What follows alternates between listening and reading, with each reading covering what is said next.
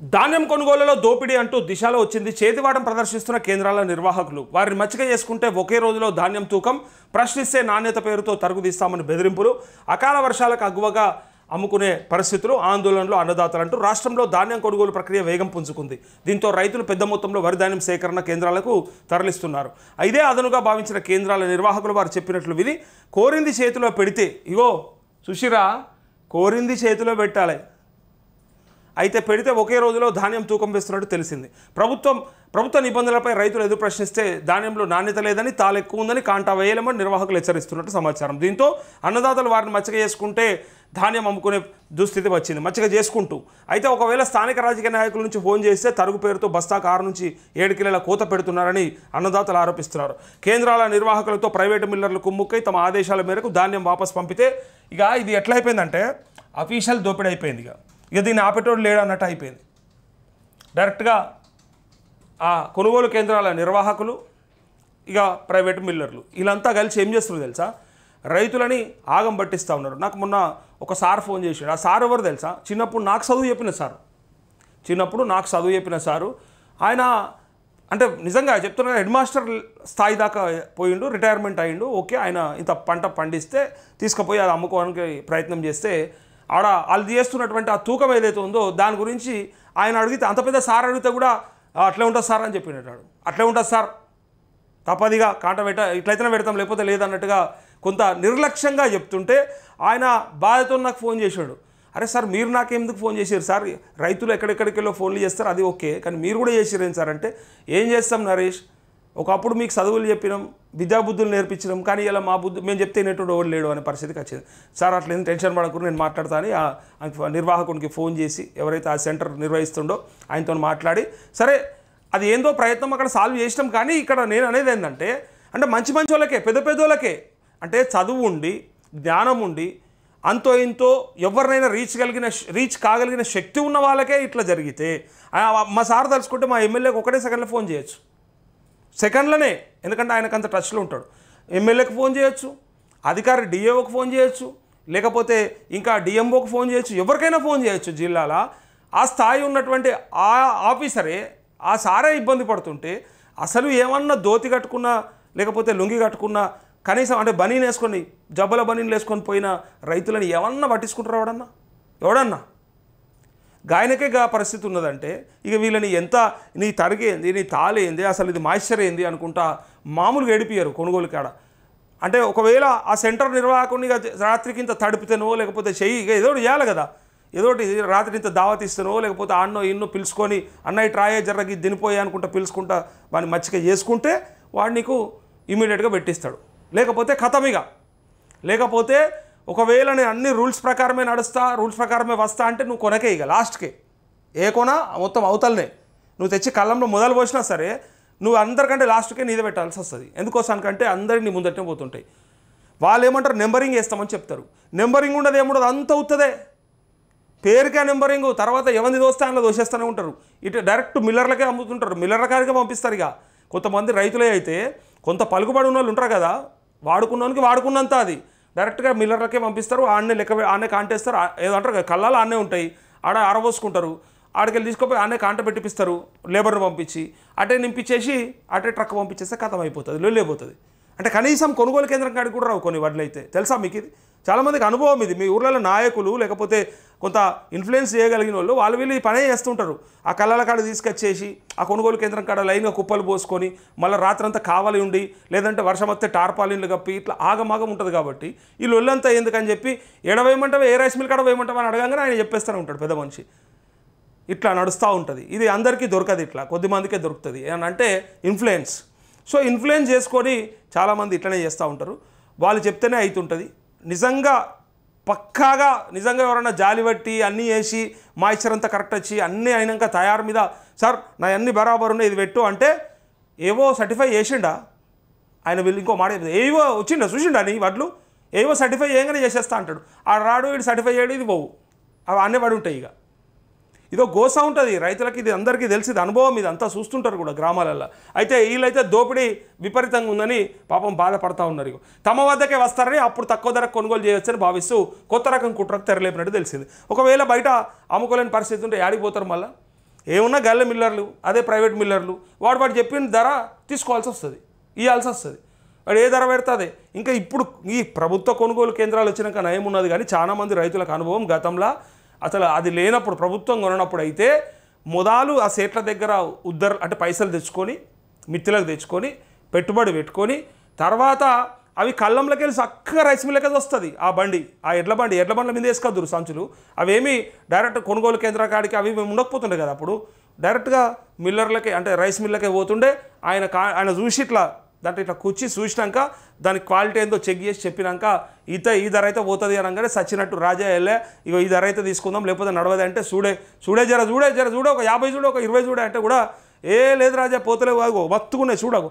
Rice మిల్లర్లు కూడా దొంగలు ఎట్లా చెప్తారు తెలుసా, రైతులు నాగం చేయనికి అవి చూడ మొత్తం అవ్వావు ఏడునే కూడా తీసుకుంటాడో దిక్కులేడు అని చెప్పంగానే ఈయన బాధకు ఆడికి ఎత్తుకొచ్చినందుకు మళ్ళీ ఇంటికి తీసుకపోయి వేసుకొని లేకపోతే మళ్ళీ తెచ్చి ఇదంతా కథ ఏంది ఆడబెట్టాలని చెప్పి సరే సెటు ఎంతకో అంతకు ఇచ్చేసి అంటే ఆయన ఏదైతే ఇచ్చిన పైసలకు ఆడికే పట్టుకుంటుండే అంటే ఇంత మీదనే వెళ్తుండే. మళ్ళీ ఇంక నీకు కట్టవలుతుంది అంటే మళ్ళీ సరే సెటు మళ్ళీ సారికి చూసుకుందాం మళ్ళీ పంట మీద మళ్ళీ ఒక 50 అప్పి అని అడుకునే పరిస్థితి ఉంటున్నప్పుడు. సో ఇప్పుడు ఇలా అదే నల్లగొండ, వనపర్తి, నిజామాబాద్, కామారెడ్డి, యాదాద్రి, ఖమ్మం, కరీంనగర్ జిల్లాలో ఈ బ్లాక్ మెయిల్ ప్రక్రియ నడుస్తుంది. కరెక్ట్గా జిల్లాల పేర్లు చూడుర్రి, నల్గొండ, వనపర్తి, నిజామాబాద్, కామారెడ్డి, యాదాద్రి, ఖమ్మం, కరీంనగర్ ఈ జిల్లాలలో మాత్రం ఇదే నడుస్తుంది. ఇక ప్రభుత్వానికి సన్నధాన్యం వెళ్లకుండా పేదలకు సన్నబియ్యం పంపిణీ చేయకుండా ఎత్తుగడలు వేస్తున్నారని ప్రచారం జరుగుతుంది. రేషన్ దుకాణాల్లో సన్నబియ్యం పేదలకు పంపిణీ జరుగుతుండడంతో బహిరంగ మార్కెట్లో సన్నబియ్యానికి ధర తగ్గడం, పేద మధ్య తరగతి ప్రజలు కొనుగోలు చేయకపోవడంతో వ్యాపారస్తులు నష్టాలు ఎదుర్కొంటున్నట్టు తెలిసింది. అసలు సన్నధాన్యం పెద్ద మొత్తంలో తాము తీసుకొని గోదాముల్లో భద్రపరిచి కొరత సృష్టించి డిమాండ్ పెరిగిన తర్వాత అమ్మకాలు చేసేందుకు ప్లాన్ చేస్తున్నట్టు మార్కెట్ వర్గాల్లో జోరుగా ప్రచారం జరుగుతుంది. ఇది ఇట్లనే చేస్తారు. యాక్చువల్గా ఎప్పుడైనా సరే కృత్రిమంగా కొరత సృష్టించాలి అంటే డిమాండ్ని ఎట్లా క్రియేట్ చేయాలంటే ఇలా దానికి పెద్దగా ఏం పట్టించుకుంటలేరు, ఎవరు అడుగుతలేరు, తగ్గిపోయింది వాడకం అన్నట్టుగా చెప్తే ఇక డిమాండే లేనట్టుగా చేసేస్తే ఎంతకో అగ్గోకో సగ్గోకో అమ్మేసుకుంటారు రైతులు. ఇక పెట్టుకొని వీళ్ళు ఏం చేయాలంటే అది బయట దొరకకుండా కొన్ని రోజులు పట్టించాలి. మీకు యాదికుందా ఉల్లిగడ్డ 80 రూపాయల కిలో అయింది, ఇలా 106 కిలోలు నడుస్తున్నట్టుంది, 105 కిలోలు నడుస్తున్నట్టుంది, 20 రూపాయలకు పడిపోయింది. 15 రూపాయలు కూడా పట్టించుకుంటలేరు. కానీ 80 రూపాయలకు ఉల్లిగడ్డ ఎట్లా వచ్చింది తెలుసా, అది ధర మార్కెట్లో అందుబాటులో ఉండంగా కూడా ఈ మధ్యలో ఉన్నటువంటి బ్రోకర్లు ఏజెంట్ గారు దొంగలు ఏం చేశారంటే పైకేం చేస్తలేదు రైతులు తెస్తలేరు అనుకుంటా ఆయన కొన్ని రోజులు 1 నెల 2 నెలలు దొరకబట్టిర్రు అనుకో స్టాక్ని కథ మీకు. ఆ తర్వాత వాడు చెప్పిందే వేదం నచ్చిందే రేటు, వాడు నోట్లకెళ్ళి ఎంత వస్తే అంతనే ఆ పరిస్థితి ఉండే.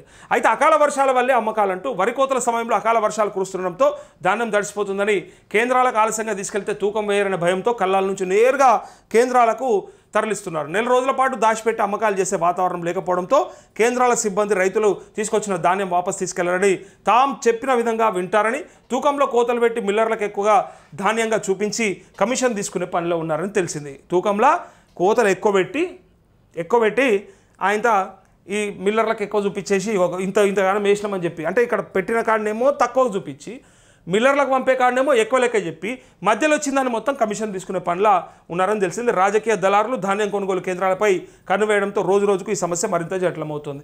దీంతో పాటు ఏమైపోయిందంటే ఇంట్లో పొలిటికల్ లీడర్స్ ఇన్వాల్వ్మెంట్ ఎక్కువైపోయింది. ఎండ్లో అయినా కూడా అలాది ఉంటుంది, ఇంట్లో ఇంకెక్కువ ఉన్నది.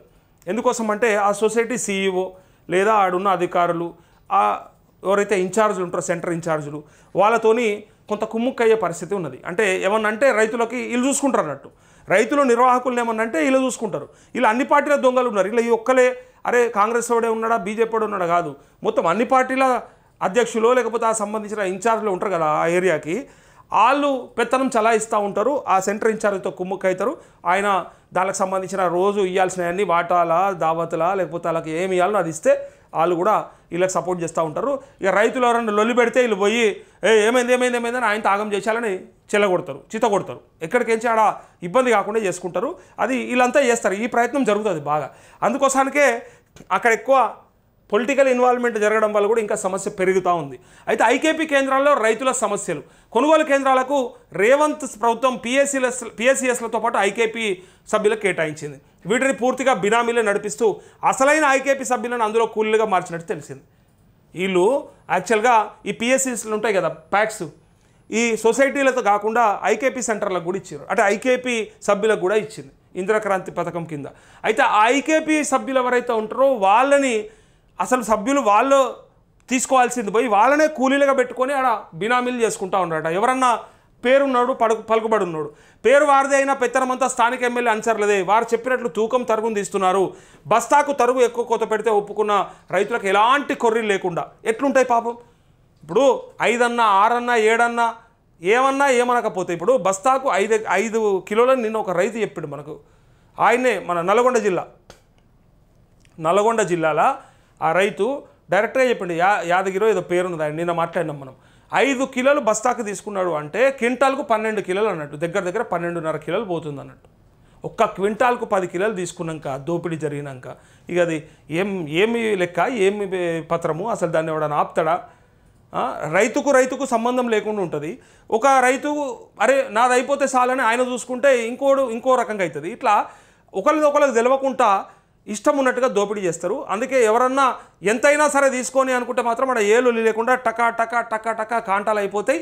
రేవంత్ రెడ్డి చెప్పినట్టు టకి పైసలు పడ్డట్టు ఇది కూడా టకటకా కాంటాలు అయిపోతాయి. అయితే పెత్తనమంతా స్థానిక ఎమ్మెల్యే అంచర్లేదని చెప్తూ బస్తాకు తరువుకు ఎక్కువ కోత పెడితే ఒప్పుకున్న రైతులకు ఎట్లాంటి ఇష్యూస్ లేవు. అయితే జిల్లాల పౌర సరఫరాల అధికారులకు ఫిర్యాదు చేసిన రాజకీయ బెదిరింపులతో వారు ఎలాంటి చర్యలు తీసుకోవడం లేదని సమాచారం. చివరికి చూస్తే రాజకీయ బెదిరింపులు ఉన్నాయి, అందుకోసానికి వాళ్ళు ఏ చర్యలు తీసుకుంటున్నారట. ఇప్పటివరకు 20,50,000 మెట్రిక్ టన్నుల ధాన్యం కొనుగోలు కేంద్రాలకు ఇప్పటికే 32 లక్షల మెట్రిక్ టన్నుల ధాన్యం చేరిందని, సుమారు 2,71,000 మంది రైతుల నుంచి 20,50,000 మెట్రిక్ టన్నుల ధాన్యాన్ని కొనుగోలు చేసినట్టు అధికారులు చెప్పారు. కొనుగోలు చేసిన ధాన్యానికి ప్రభుత్వం అందించే మద్దతు ధర ప్రకారం 4,600 కోట్లు కాగా ఇప్పటికీ 2,300 కోట్లు రైతుల ఖాతాలో జమ చేసినట్టు తెలిసింది.